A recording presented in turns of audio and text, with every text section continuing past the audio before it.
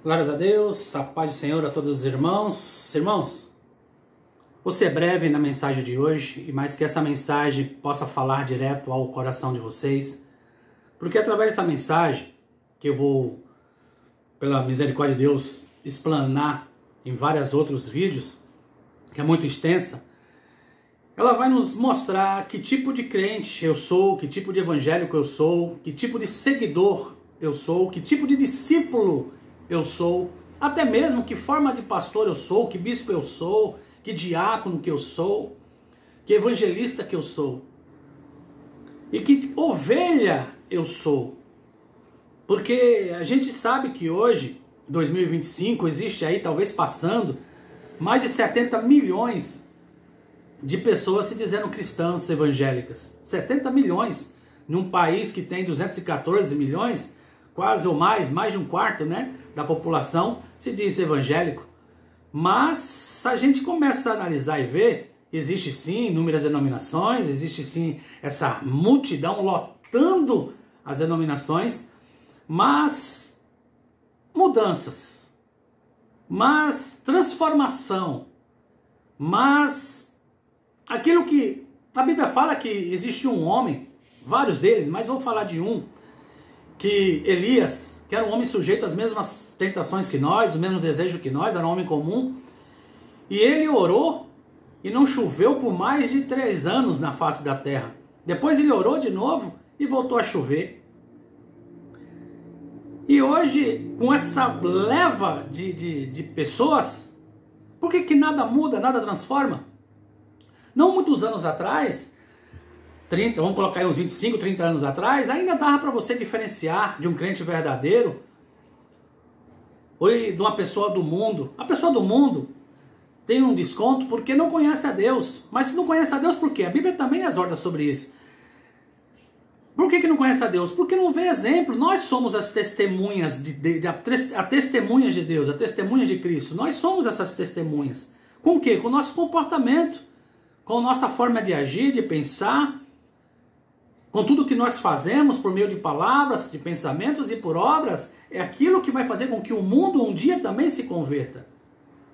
E através da palavra, ela também nos ensina para que a gente se examine e veja, eu sou aquilo que Deus pede que eu seja, eu sou aquilo que o nosso Salvador Jesus pede que eu seja diante dele, porque ele fala em várias palavras. Em Mateus 5 ele diz, sede perfeito assim como o Pai Celeste é perfeito.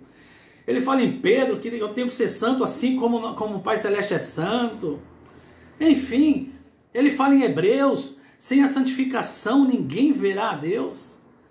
Mas cadê a transformação do povo? Cadê a palavra confrontar um povo? Quer dizer, o povo entra no Evangelho, mas não permite que o Evangelho entre no povo. Ou seja, a igreja é para trazer o povo do mundo para o reino de Deus, mas está sendo ao contrário. A igreja está trazendo o mundo para dentro dela. Porque venha como estás e permaneça como queira. É o que está sendo hoje ensinado a maioria. Não vou generalizar, mas a maioria está assim.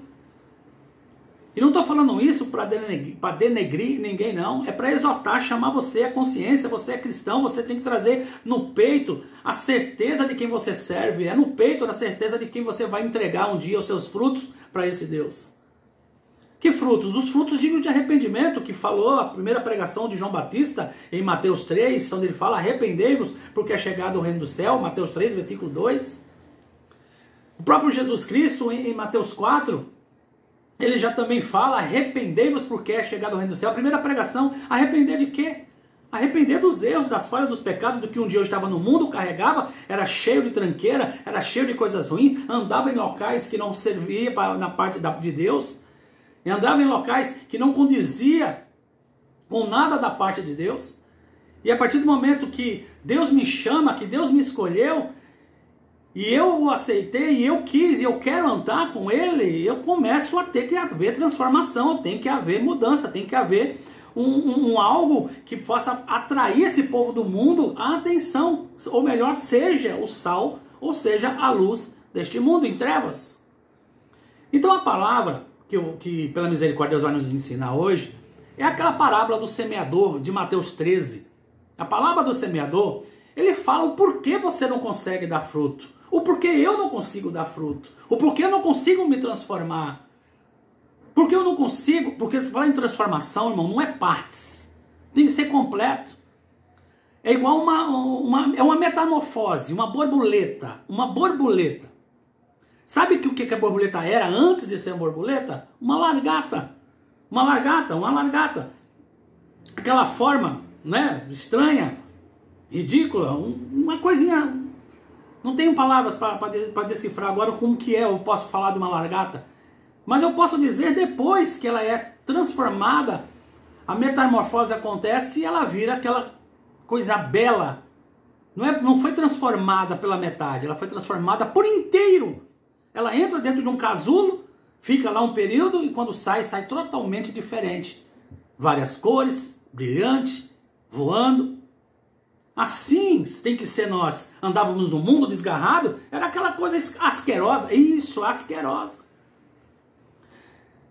Andamos de forma que as pessoas olhavam assim, muitos até dizem, né? Ah, isso aí, nasce torto, vai morrer torto, e é assim. Quando entramos no casulo, quando entramos na casa de Deus, tem que haver transformação, tem que haver mudança, tem que haver algo diferente para que as pessoas vejam realmente esse mudou.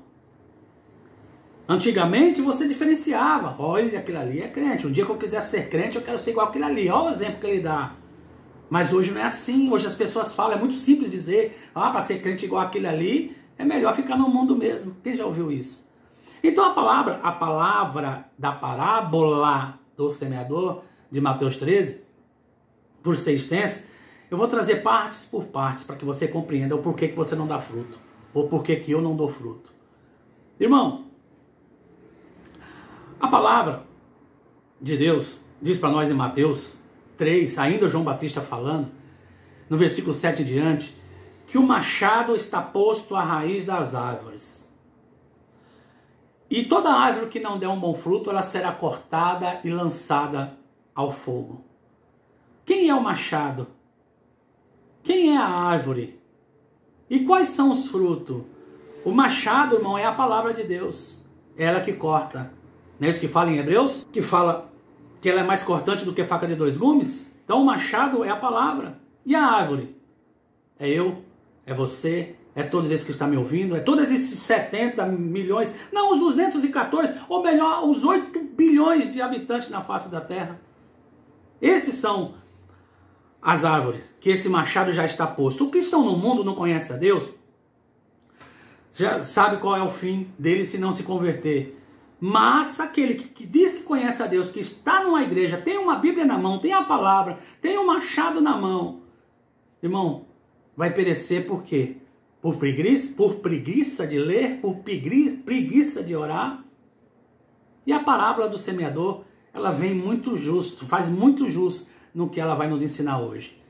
Eu vou ler uma parte dela, para que a gente comece a entender. Eu vou explicar uma parte dela. Mateus 13. No versículo 18 diz assim, ó: escutai vós, pois, a parábola do semeador. No 19, ouvindo alguém a palavra do reino e não a compreendendo, vem o maligno e arrebata o que foi semeado no seu coração.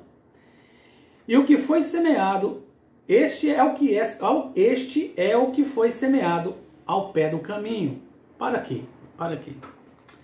Ele está dizendo que aquele que ouve a palavra do reino de Deus, a palavra de vida eterna, a palavra de santidade, a palavra de pureza, a palavra de santificação, e não compreendendo, ele está dizendo que vem o maligno. Quem é o maligno? É o diabo. Quem é o maligno? É Satanás. Quem é o maligno?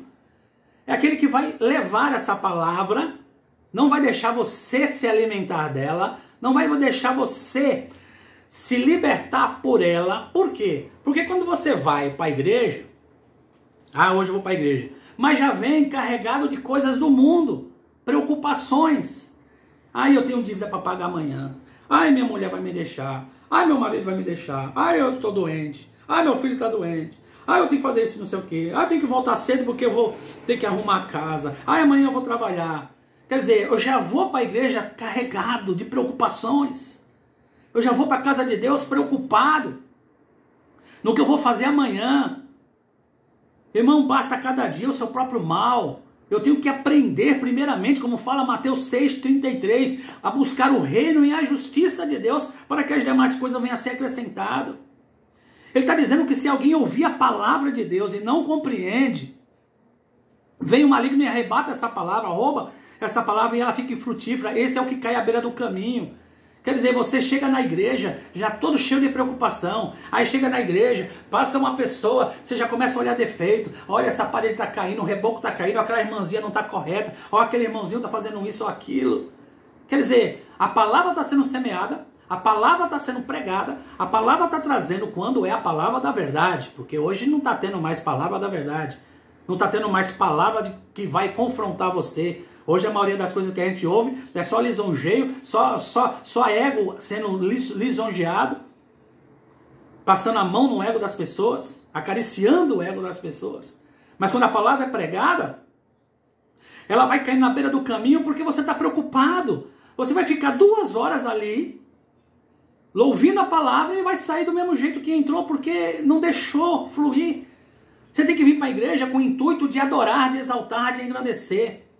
No livro de Eclesiastes, lá atrás, irmão, a Bíblia já fala para nós que a gente, quando colocar os pés na casa de Deus, no templo de Deus, a gente já tem que inclinar somente a ouvir a palavra de Deus. Nada mais. A ouvir, a reverenciar a palavra de Deus. Deixa as preocupações lá fora, deixa as doenças, deixa a preocupação com o esposo, com a esposa, com filhos, com o que for. Se preocupe com o reino de Deus, se preocupe com a palavra de Deus. Porque se for da vontade de Deus, Ele vai curar. Ele vai restaurar casamento. Se for da vontade de Deus, Ele vai acrescentar tudo aquilo que esteja faltando na tua vida.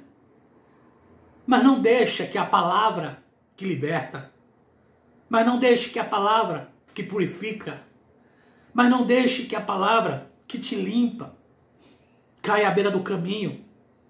E o diabo vai roubando, tirando, e você fica sem gerar frutos. Esses frutos dignos de arrependimento. Porque a palavra de Deus, ela vai te ensinar a te moldar, a mostrar para você onde está a tua falha, onde está o teu erro, para que você possa se consertar. Porque se você vir para a casa de Deus e não querer se consertar, você vai ficar no mundo, é a mesma coisa de estar no mundo. E o que é pior, no mundo não sabia o que estava fazendo, mas na casa de Deus você está sabendo o que deve fazer e não faz. E a Bíblia relata para nós que nós vamos ser açoitados mais do que aqueles que não sabiam. Porque aquele que sabe que deve fazer o bem e não faz, esse já está pecando. Esse vai ser açoitado mais do que aquele que não sabia. Aquele que não sabia vai ser açoitado? Vai, mas vai ser menos do que aquele que sabe. Então quando a palavra entrar no seu...